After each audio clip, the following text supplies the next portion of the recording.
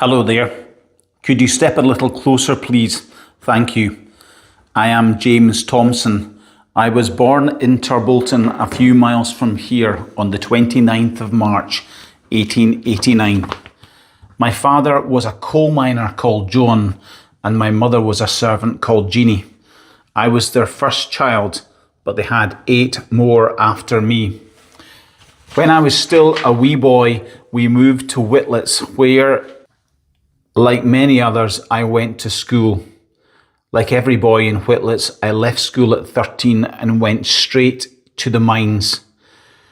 In 1912, when I was 23 years old, I married Elizabeth. She was working as a servant on a farm. We lived in the high road in Whitlets.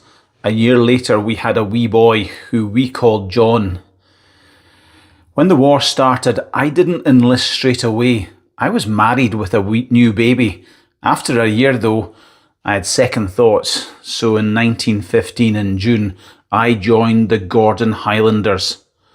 Almost straight away, we were sent to France. What a shock that was. We went straight to Flanders, to the trenches. The machine guns were all around and the shell fire day after day.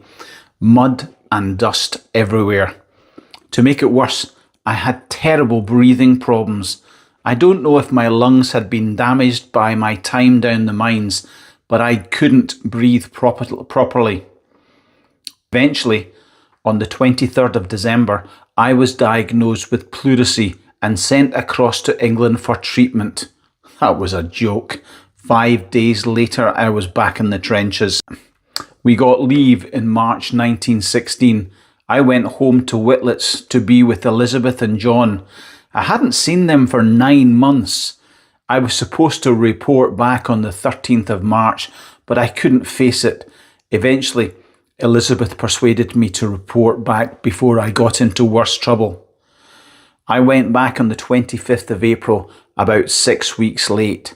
I'd lost my uniform by that time, and of course I was court-martialed for desertion and loss of kit. I was sentenced to 60 days in the Perth Detention Centre. I just kept my head down and behaved myself. My reward for good behaviour was to be sent back to the front. I arrived here on the 26th June 1916.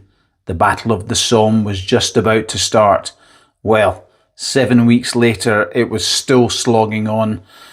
On the 18th August, we were ordered to attack a farm called Malthorn. I was wounded in my left arm and my left side and my back.